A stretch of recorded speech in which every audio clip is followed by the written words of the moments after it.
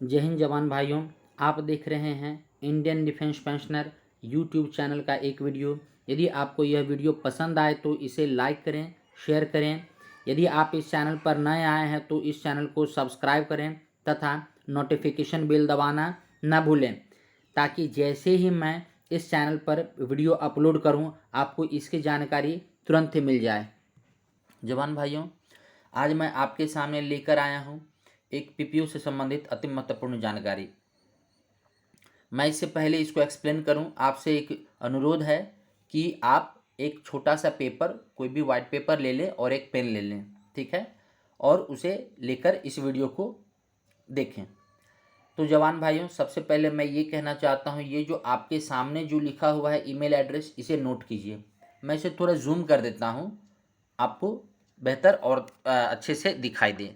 देखिए, आप देख रहे हैं आर्मी वेटरन्स सेल @gmail.com। तो आप इसे नोट कर लें, ठीक है।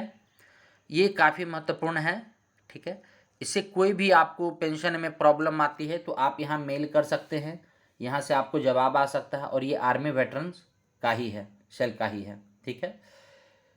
तो दोस्तों, आइए हम लोग बारी बारी से एक एक पॉइंट हम लोग डिस्कशन करने जाते हैं और देखते हैं कि इसमें क्या कहा गया है। इसमें सबसे पहले ये बताया कि ये पीपीओ जो है सो आपको आपका एक जीवन पत्री की तरह है। ये बहुत ही महत्वपूर्ण डॉक्यूमेंट है दोस्तों। जैसे आपका एजुकेशनल सर्टिफिकेट है, मतलब आप कह सकते हैं उससे भी ज़्यादा महत्वपूर्ण डॉक्यूमेंट है। क्यों? क्योंकि इसी पर आपके जो परिवार की जो कह सकते हैं कि भविष्य निर्भर करता है। आपका परिवार परेशानी में पड़ सकता है यदि आपका पीपीओ गलत है तो आपके बाद, ठीक है। तो इसलिए पीपीयू के बारे में आइए अच्छे से समझें और उसके बारे में जो भी जानकारी है हम लोग देखें। तो पहला देखिए क्या कहा गया है। Personal details spelling of self and spouse should be same in all document viz Aadhaar, PAN, bank, DL, passport etc. मतलब ये बोला गया है पहला नंबर कि आपकी जो नाम की जो स्पेलिंग है वो पीपीओ में, आधार कार्ड में, पैन कार्ड में, ड्राइविंग लाइसेंस में, पासपोर्ट में, ये सब में आपकी नाम की स्पेलिंग सही होनी चाहिए। यदि आपके नाम की स्पेलिंग गलत है तो आप तो परेशानी में पड़ेंगे ही, आपके बाद, आपके जाने के बाद आपके आपका फैमिली बहुत परेशानी में पड़ जाएगा। इसलिए यदि आपके नाम में कोई गलती है, आप अपने सभी को चेक कीजिए, ये सब डॉक्यूमेंट में चेक कीजिए आपका नाम सही है, स्पेलिंग, आपकी पत्नी का नाम, स्पाउस मतलब आपकी पत्नी का नाम, वो सब नाम सही है, डेट ऑफ बर्थ सही है, सब कुछ सही होना चाहिए दोस्तों। तभी आप या आपके फैमिली आराम से पेंशन उठा सकते हैं बाद में, नहीं तो आपके फैमिली को बहुत परेशानी होगी, ठीक है। अब आइए दूसरा में बोला जा रहा है army number, rank, name should be correct. आपका पीपीओ में चेक कीजिए, पीपीओ में, डिस्चार्ज बुक में, क्या सभी जगह नाम और डेट ऑफ नाम और रैंक ने आर्मी नंबर, ठीक है, या जो भी सर्विस नंबर, क्या वो सभी सेम है? यदि सेम है तो ठीक है, यदि सेम नहीं है तो इस मेल को लिखिए, ये आपकी मदद कर सकता है, ठीक है। सेम करवाइए, सबको एक जगह करा के और सब कुछ सही करा के दोस्तों रखिए, ये बहुत काम आएगा। तीसरा, date of birth, enrolment oblique commission, commencement of pension. तो ये बोला जा रहा है कि क्या आपका डेट ऑफ बर्थ सही है सब में, ये चेक किए। तीसरे नंबर, डेट ऑफ कमेंसमेंट मतलब कब से आप ज्वाइनिंग किए हैं, डेट ऑफ ज्वाइनिंग सही है डिस्चार्ज बुक में और आपका पीपीओ में, वो सभी देखिए क्या सब में दोनों में सही है। कमेंसमेंट ऑफ पेंशन, पेंशन कब से शुरू हुई है उसका डेट देखिए, ठीक है। तो क्या तीनों में सही है? यदि सही है तो आप भाग्यशाली हैं, यदि कहीं गड़बड़ है तो आपको थोड़ी सी परेशानी हो सकती है और आपके फैमिली को आपके बाद ज़्यादा परेशानी हो सकती है। इसीलिए आप यदि गड़बड़ है तो उसको सही कराएं। Qualifying service in term of year, month and date, आपकी जो क्वालिफाइंग सर्विस है क्या वो सही है? देखिए सब में चेक कीजिए। चेक करने के बाद यदि सही है तो अच्छी बात है, यदि सब में पीपीओ में सही है, आपका मान लेते हैं डिस्चार्ज बुक में सही है, सभी जगह सही है, तब तो कोई प्रॉब्लम नहीं है, बहुत अच्छा। लेकिन यदि गड़बड़ है, यदि कहीं त्रुटि है, यदि गलती है, तो मित्रों उसको सही करवाइए जिला सैनिक बोर्ड से लग के, चाहे जो भी हो, जहाँ से भी हो, किसी से मिल के उसको सही करवाइए, बट सही करवाइए। Date of commencement and nature of pension, हाँ, तो आपका पेंशन कब से शुरू हुआ है उसका आपको देखना है। पेंशन का अमाउंट, इनिशियल जो पेंशन जो फिक्स हुआ था, क्या वो सभी सही है, ये देखिए। नेचर ऑफ पेंशन, क्या नेचर ऑफ पेंशन सही है, कहने का मतलब कि जैसे एक आप नॉर्मल वे में आप ये आउट ऑफ सर्विस जा रहे हैं, एक नॉर्मल रिटायर करके, कोई मेडिकली इनवैलिड नहीं, कोई डिसेबल नहीं, किसी भी तरह का कोई इंजरी नहीं है, बिल्कुल नॉर्मल जैसे लोग सर्विस में आते हैं, ज्वाइन करते हैं, रिटायर करके जाते हैं, तो आपको एक सर्विस पेंशन मिलती होगी आफ्टर रिटायरमेंट। तो क्या वो सर्विस पेंशन ही लिखी हुई है ना आपके सर्टिफिकेट पे? नेचर ऑफ पेंशन यही है, ठीक है। मतलब यदि आपकी सर्विस पेंशन है, ऐसा तो नहीं कि सर्विस पेंशन की जगह पे डिसेबिलिटी पेंशन लिखा हुआ है, डिसेबिलिटी पेंशन की जगह पे इनवैलिड पेंशन लिखा हुआ है, ठीक है। तो ये नेचर ऑफ पेंशन, बहुत से तरह के पेंशन होते हैं, फैमिली पेंशन, सर्विस पेंशन, उसके बाद डिसेबिलिटी पेंशन, इनवैलिड पेंशन, बहुत सा तरह का पेंशन है। तो आप जिस जैसे रिटायर किए हैं, क्या आपका नेचर ऑफ पेंशन सही है? यदि सही है तो आप भाग्यशाली हैं, यदि सही नहीं है तो आप उसको सही कराएं। उसके बाद ग्रेट्युटी एंड ईसीएचएस कंट्रीब्यूशन, जैसे कि आप रिटायर किए होंगे तो आपको ईसीएचएस में कुछ कंट्रीब्यूशन दिया गया होगा आपके द्वारा। जैसे आजकल क्या है, यदि आज आप रिटायर करते हैं, मतलब मैं 2021 की बात कर रहा हूँ, फरवरी 2021 की, तो आपको 30,000 रिक्रूट से लेके हवलदार तक, ठीक है, उनको कंट्रीब्यूट करना पड़ता है। तो आपका वो जो कंट्रीब्यूशन है वो क्या सही है, आप ये एक बार चेक कर लें, सही है तो बहुत अच्छी बात है।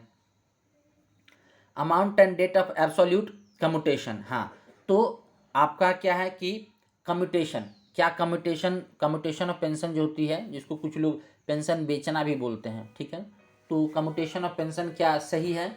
आपका अमाउंट ऑफ जो कम्यूटेशन ऑफ पेंशन जो लिखा हुआ है, क्या वो मिला है?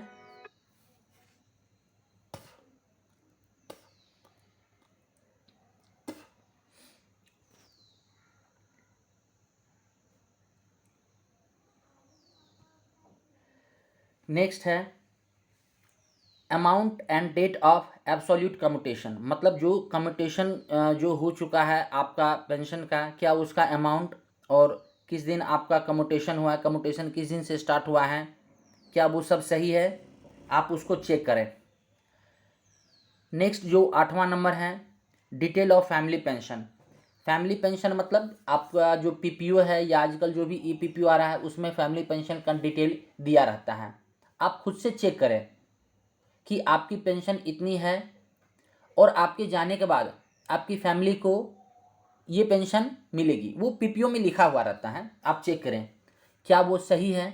ऐसा तो नहीं कि आपको पेंशन कुछ मिल रहा हो और उसके अकॉर्डिंग जो आपको आपकी जो फैमिली पेंशन है वो बहुत कम मिल रही हो, उसमें लिखा गया हो, समझ रहे हैं। ऐसा भी कभी कभी होता है कि पीपीओ में आपका पेंशन मान लेते हैं कि 40,000 मिल रहा है, ठीक है, और फैमिली पेंशन को कर दिया गया है 9,000 रुपया, मान लीजिए, एक एग्जांपल मैं बता रहा हूँ। तो आप चेक कीजिए कि जो नीचे जो फैमिली पेंशन का जो अमाउंट है क्या वो सही लिखा हुआ है।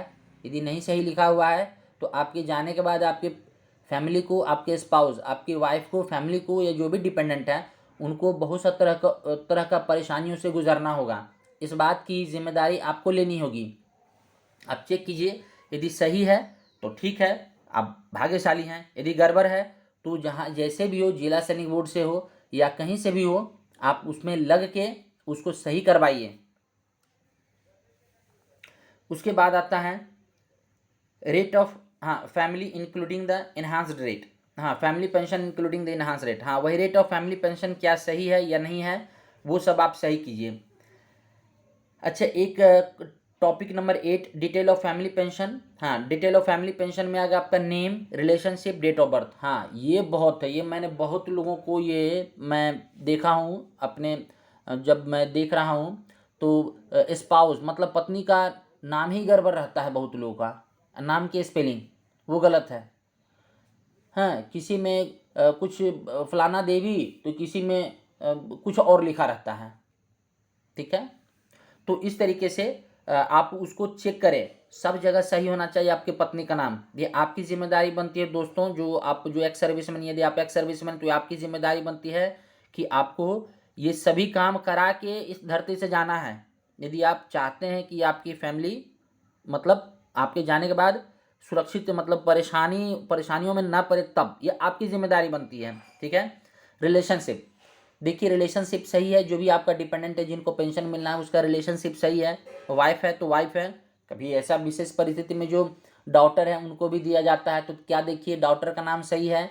ठीक है, उसका जो रिलेशनशिप सही है वो सभी आप चेक कीजिए। उनका डेट ऑफ बर्थ, हाँ डेट ऑफ बर्थ देखिए, आप इंश्योर कीजिए कि जैसे मान लेते हैं कि आपकी पत्नी को, स्पाउस को पेंशन मिलने जा रही है, तो क्या आपकी पत्नी का नाम पैन कार्ड पे सही है, उनके डॉक्यूमेंट पे सही है, आपके पीपीओ पे सही है, उनका डेट ऑफ बर्थ, आपके पत्नी का date of birth PAN card पे सही है, आधार कार्ड पे सही है, आपके पीपीओ पे सही है। ये सब चेक करना आपकी जिम्मेदारी बनती है, आप इसको चेक करें। ठीक है, क्योंकि पेपरी काम तो जानते हैं, कागजी काम, और वो भी सरकारी काम कितना हेडेक का होता है। इसलिए आप ये सब इंश्योर करें, यदि आपके पास समय है तो आप ये सब इंश्योर करें, एक दिन बैठे इंश्योर करके पक्का सुनिश्चित करें कि सब कुछ सही है, फिर उसके बाद आराम से अपना डॉक्यूमेंट अच्छे से रख दें। उसके बाद आता है दोस्तों रेट ऑफ फैमिली पेंशन, ये तो मैं बता ही चुका हूँ, इंक्लूडिंग द इन्हांस रेट। हाँ, इन्हांस रेट देखिए, वो भी देख लीजिए कि आपका फैमिली पेंशन का जो अमाउंट है वो सही लिखा हुआ है नहीं। Question number 10, the new retiree also have detail of children. जी हाँ, तो जो नया जो रिटायर कर रहे हैं उसमें चिल्ड्रेन का वो डिस्क्रिप्शन दिया रहता है पीपीओ में। तो जो नया रिटायर होने वाले हैं या हो गए हैं, जो भी है, जो नया रिटायर हो गए हैं, तो अपने पीपीओ में चेक करें आपके बच्चे का नाम सही है, उसका डेट ऑफ बर्थ सही है। ठीक है ना, वो सब कुछ, आधार नंबर कभी कभी दिया रहता है कि आधार नंबर सब सही है, सब कुछ आप सही करा के जाएं। ठीक है, जाएं मतलब जहाँ से आदमी आए एक दिन तो वहीं जाना है ना, तो वहाँ जाएं, सब कुछ सही करा के। ये आपकी जिम्मेदारी बनती है, बच्चों पे या पत्नी पे मत छोड़िएगा, बहुत की पत्नी पढ़ी लिखी नहीं होती, परेशान हो जाती है। ठीक है ना, ये आपकी जिम्मेदारी बनती है। क्वेश्चन नंबर 11, क्षमा करें, point number 11, in case of handicap child name of endorsed in PPO. हाँ, तो मान लेते हैं कि आपका कोई बच्चा हैंडीकैप है, तो उसका आप इंडोर्समेंट कराए हैं पीपीओ में। यदि इंडोर्समेंट कराए हैं तो उसमें दिखाइए कि हाँ आपने इंडोर्समेंट करा है पीपीओ में, क्या उसका नाम सही है।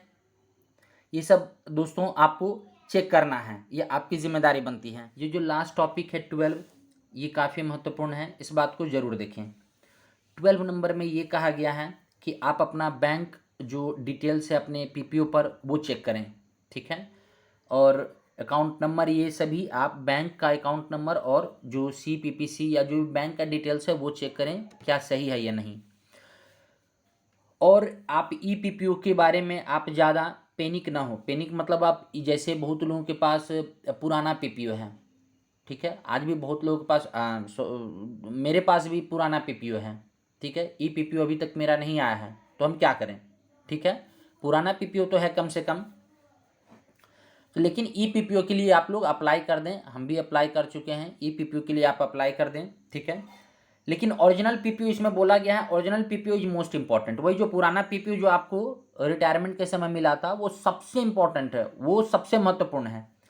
यदि किसी प्रकार की कोई चेंजिंग होती है तो उसके लिए आपको कोरिजेंडम पीपीओ दी जाती है। ठीक है, उसमें किसी प्रकार का जो बेसिक पेंशन में बदलाव हुआ है तो वो कोरिजेंडम पीपीओ आपको दी जाएगी। इसमें ऑफिसर्स के बारे में बोला गया है, हाउएवर ऑफिसर्स में download E PPO from https://www.rudra.gov.in। खैर वो आपके काम की चीज़ नहीं है, यहाँ से आप डाउनलोड कर सकते हैं। ठीक है, और उसके बाद हाँ, और आपको किसी भी प्रकार की कोई दिक्कत हो, you may email any further query to us, we will come back with more detail about pension in our subsequent session. मतलब इसमें ये बोला गया है कि आप जो है किसी तरीका कोई भी प्रॉब्लम हो पेंशन से रिलेटेड, जो मैं पीपीओ ऊपर जो मैं ईमेल एड्रेस नोट करने के लिए बोला था ना, उस ईमेल एड्रेस पे आप भेज दें आप अपनी समस्या, ठीक है। टिल देन स्टे होम या be active and stay healthy, ठीक है। Regard directorate of Indian army veterans, ये फ़ोन नंबर है, आप फ़ोन नंबर भी नोट कर सकते हैं, ठीक है।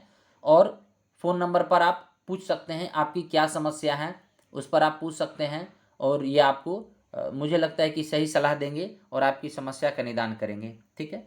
तो 12वें नंबर टॉपिक में पुनः मैं बता दूं कि आप अपना बैंक डिटेल्स आप चेक करें। बैंक डिटेल्स मतलब आपकी पीपीयू पर सही से बैंक का डिटेल्स लिखा हुआ है ना, वो बैंक डिटेल्स मतलब उसका अकाउंट नंबर लिखा हुआ है, ब्रांच का कोड लिखा हुआ है, ब्रांच का नाम लिखा हुआ है, CPPC का डिस्क्रिप्शन लिखा हुआ है। EPPU के बारे में आप चिंता ना करें, EPPU के लिए आप अप्लाई कर दें, EPPU आएगा ही, ठीक है। यही सब ये टॉपिक नंबर 12 में दिया गया है।